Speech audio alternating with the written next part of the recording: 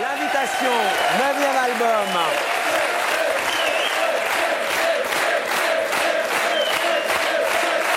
Étienne Dao, un album très personnel, avec des chansons intimes où vous vous racontez, vous dites beaucoup de choses de vous, sur l'amour, sur la rupture, sur cette histoire très forte autour de votre père, qui est peut-être d'ailleurs un point que vous pouvez avoir un peu en commun avec Nolwenn, un père qui est parti très tôt et qui est revenu le succès arrivant. Tout d'abord sur cette envie, Étienne, de vous raconter de façon très précise dans l'album. Vous êtes toujours raconté, je sais bien. Oui, mais c'était pas une envie, c'est juste que c'était comme une On va mettre votre urgence. micro tout droit parce que avec pardon. voilà. C'était pas du tout une envie, c'est comme une urgence. Écrire, c'est quelque chose qui sort de vous. C'est une impulsion. C'est pas du tout cérébral, quoi. Donc, oui, mais vous avez habitué à beaucoup de discrétion sur. Vous avez l'image, en tout cas, de quelqu'un assez discret qui ne dit pas beaucoup de choses de lui. Je me trouve beaucoup plus impudique que la plupart de mes confrères. Enfin, ce côté, j'écris toutes mes chansons depuis le début et j'ai vraiment l'impression de raconter, comme dans un journal intime, toute ma vie. Donc j'ai jamais eu la sensation d'être. À livre ouvert de mettre. Ouais. Enfin, pour moi, c'est assez limpide. Après, maintenant, c'est vrai qu'on peut pas donner toutes les clés dans une chanson parce que ça empêche l'identification. Enfin, je trouve que quand j'écoute les chansons des autres, j'ai pas envie de savoir qui que quoi. Et ça permet de kidnapper les chansons et qu'elles deviennent la bande originale de sa vie, quoi. Alors, la bande originale de votre vie à vous, dans cet album, quand on l'écoute, il y a évidemment des chansons d'amour fortes et des chansons de rupture fortes. Et il y a une chanson qui s'appelle « La vie continuera ». Je me démerde, ce n'est rien, la pluie dans les yeux. Fermer son cœur, s'en remettre à Dieu. Je fais mea culpa, l'amour ne suffit pas. Je fais ce que j'ai pu avec ce que t'as pas. Tu te démerdes plutôt bien, le glam, le décor, le goût de l'image et du confort. Tu fais mea culpa, non, mais tu te fous de moi. Va faire ce que tu peux avec ce que t'as pas. Et dans l'ordre, ça donne quoi? Parce que là, les chansons... on sent, Étienne, qu'il y a une rupture forte dans votre vie quand on écoute l'album. Oui, de toute façon, on trempe sa plume là-dedans, dans les tumultes, pour écrire. C'est pour ça que je suis artiste, quoi. C'est difficile de raconter ces choses-là, parce qu'en fait, c'est beaucoup plus facile d'écrire une chanson que de la raconter. En fait, voilà, je suis assez pudique, comme beaucoup d'hommes, et c'est très difficile de... Justement, vous le faites en chanson, donc? Je le fais en chanson, c'est plus simple. Sur la rupture, sans rentrer dans les détails de la rupture, il y a une très belle chanson qui s'appelle « Un été merveilleux ». C'est un peu trop frais encore. La rupture, c'est un peu trop frais encore, c'est ça? On a l'image de vous un peu doux comme garçon. C'est violent comme parole. Je vais retrouver les paroles de la chanson. J'espère que Fabrice Lucchini n'est pas parti avec. Elles sont par terre. Merci. Fabrice a fait tomber les paroles de la chanson. C'est hyper... Tu veux savoir pourquoi aujourd'hui je ne t'aime plus? Pourquoi depuis un moment on ne se capte plus? Et tu pleures en secret toutes les larmes de ton corps. Fais comme si j'étais mort. Vous envoyez bouler, Étienne. Oui, mais bon, il faut quand même... Cet album, c'est un album d'apaisement, plein de soleil et tout ça, parce que les gens vont croire que c'est un album pour se trancher les veines. Pas du tout, hein. Je préfère vous prévenir. Non, je te rassure, c'est déjà fait. Hein. Moi, j'ai largué de... c'est un album positif, mais un album non, où on sent une violence en même temps. C'est un album d'après. C'est ce qui nourrit un disque. De toute façon, toutes ces choses violentes, tous les tumultes nourrissent un disque. Ça lui donne sa consistance, son épaisseur. De toute façon, là, aujourd'hui, c'est bien parce que, justement, je me rends compte de l'apaisement parce qu'il y a eu ce moment de tumulte. Enfin, je ne sais pas si je me fais comprendre. Vous faites très bien comprendre.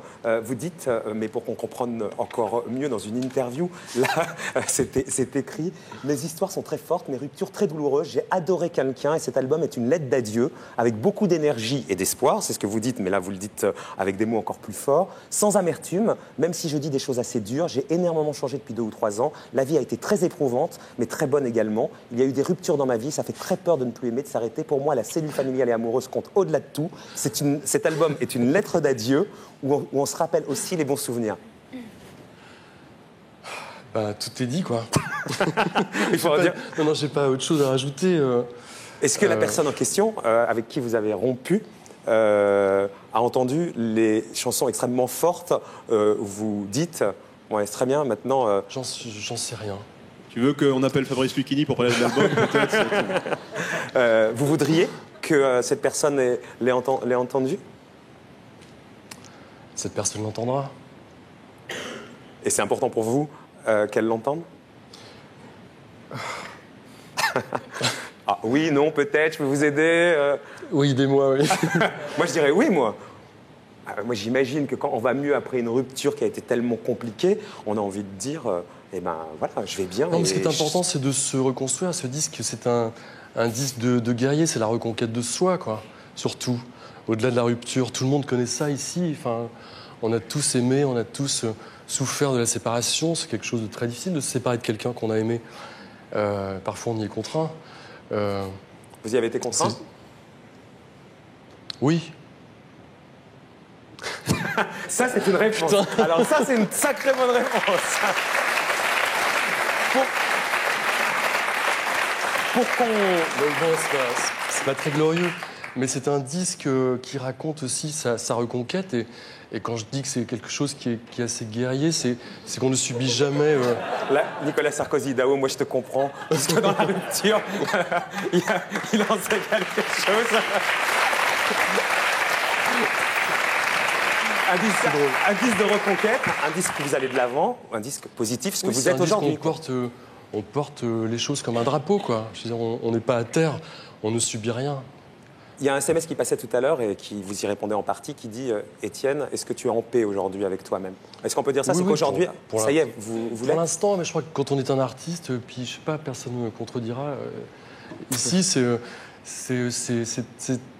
on vit les choses très intensément. Moi, j'ai une vie d'intensité. J'ai besoin d'intensité pour exister. L'album commence par une phrase qui dit « je brûle », c'est vraiment ça, quoi. Et je pense que j'ai probablement, aux yeux d'un public qui ne me connaît pas très bien, l'image de quelqu'un d'assez soft, comme ça.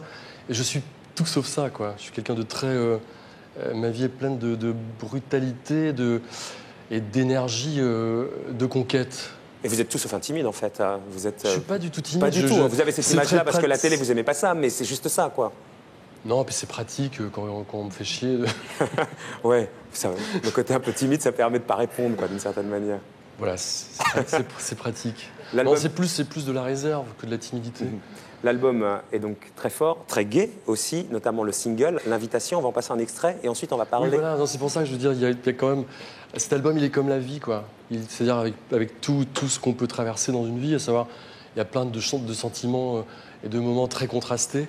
Et c'est ce qui fait l'intérêt de la vie, quoi. C'est-à-dire d'arriver à un endroit, de partir d'un endroit, arriver à un autre en ayant fait un voyage, quoi. On va revenir sur votre voyage après le single, l'invitation qui sort. Et le voyage, il part de loin, il part d'Algérie, il part d'un père qui vous abandonne, vous, vos sœurs et votre mère, en Algérie, qui, des années après, alors que vous devenez une vedette, que vous êtes à l'Olympia, vient vous voir à l'Olympia.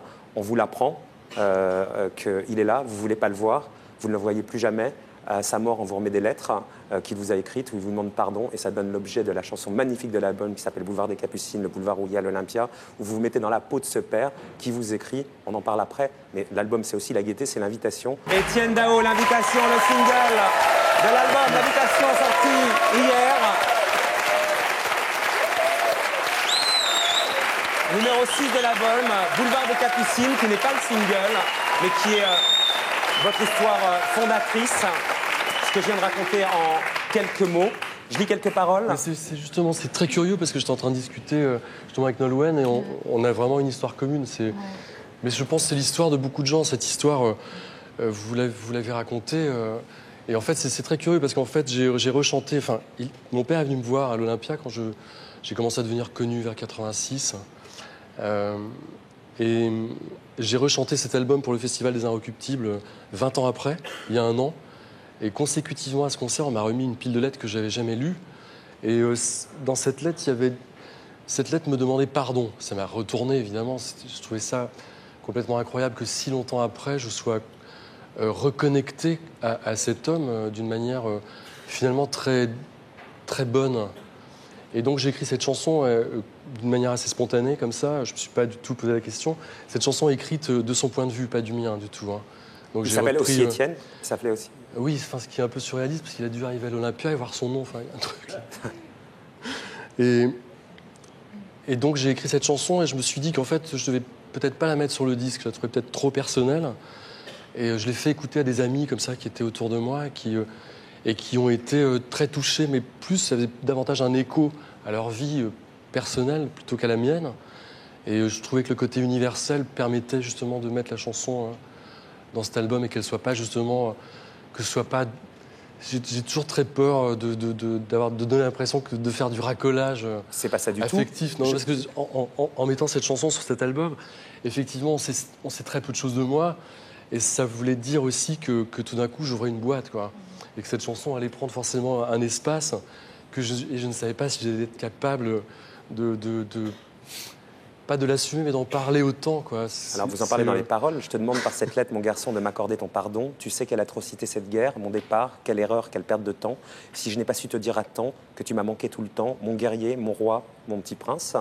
Vous lui faites dire ça, ce qu'il vous a écrit. Oui, c'est ce qu'il dit. J'ai pris la quasi-totalité de sa lettre pour faire cette chanson. Mais la question qu'on a envie de vous poser derrière ça, c'est aujourd'hui, il y a 51 ans, c'est ça, Étienne Dao? Oui. Est-ce que ce pardon... Comment? Non, parce qu'hier, on m'a dit un autre âge, j'ai dit oui. C'est 51? Oui, je crois. Bah, vous savez mieux que moi, je sais pas.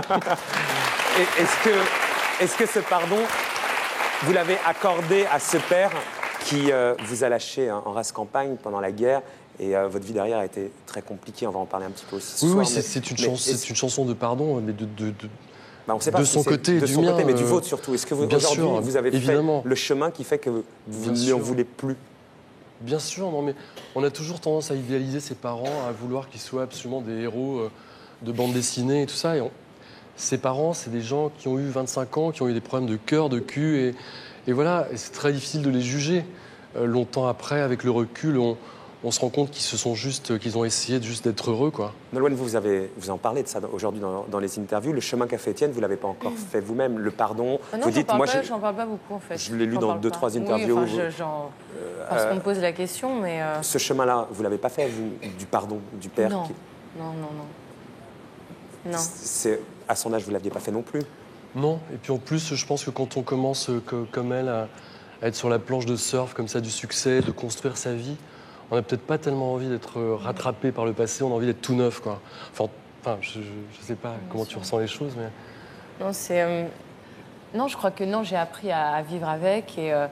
Parce que je parlais souvent de résilience et de toute cette étape, tout ce processus où on apprend à gérer, je dirais, ces traumatismes, mais à mettre certains...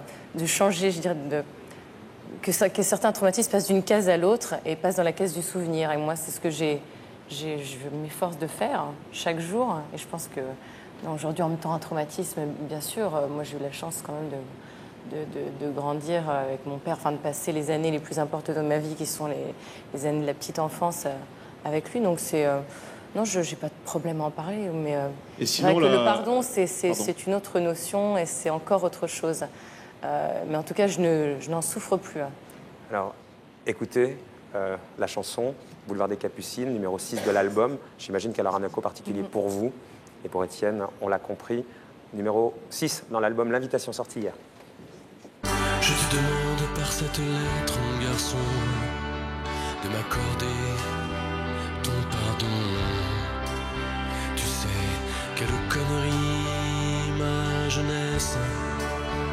Mon silence.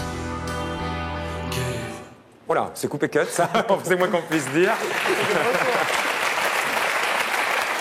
Sans raconter toute la suite, Étienne, on peut dire que la musique vous a sauvé de tout après.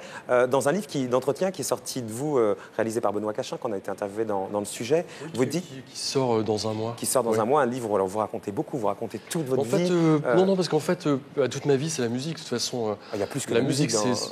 Si, parce que la musique est une vraie vocation. C'est vraiment, je vis que pour ça, quasiment. La période sexe, drogue et rock'n'roll, vous la racontez aussi? Ah. Oui. Ah, oui, beaucoup. T'habitais à Périgueux, non? Vous dites que la musique, ça a été super important, ce n'est pas anodin. Sans la musique, sans les groupes que vous avez vénérés, j'aurais assassiné quelqu'un ou je serais piqué à l'âge de 12 ans. Je le crois vraiment. Je cite Étienne Dao. Oui, bon, c'est un peu extrême. Ah bah, bon, vous le dites. C'est vrai que j'ai évité pas mal de comportements un petit peu dangereux, quoi. Mais en même temps, bon, ma génération fait que voilà, il fallait tout essayer, il fallait tout faire. J'ai tout fait parce que c'était voilà. Vous avez tout fait, hein. Ça, oui. tout. J'ai pas de regrets comme ça. Et tout ça, et les excès, c'est derrière? Ou alors... J'ai gardé que le meilleur. Mais en même temps, aujourd'hui, vous êtes toujours un fêtard. Oui, bien sûr. Donc, Non, mais je suis fasciné par la vie, quoi. Donc, la vie, voilà, par... Ouais, mais avec des animaux, Étienne, merde, quand même. Je peux pas être fasciné à ce point-là, quoi, je veux dire. donc c'est ça le fil conducteur, Étienne, c'est que ça avait mal commencé, on va dire. Oui, non, mais douleur... justement, ce qui est... Conducteur, Étienne, les animaux, Non, voilà, je suis pas complètement barré quand même ce soir. j'ai flippé. Pas complètement. Ça devait mal démarrer. Non, Et mais puis, bon, voilà, je finalement- suis comme tout le monde. Voilà, il y a plein de parcours de plein de gens qui sont là aussi. J'imagine, on part avec un parcours un peu difficile, avec des plombs aux pieds, puis voilà. Et puis voilà, je suis comme tout le monde, j'ai envie d'être heureux et je fais tout pour. Et vous l'êtes aujourd'hui. Et je le suis aujourd'hui, voilà.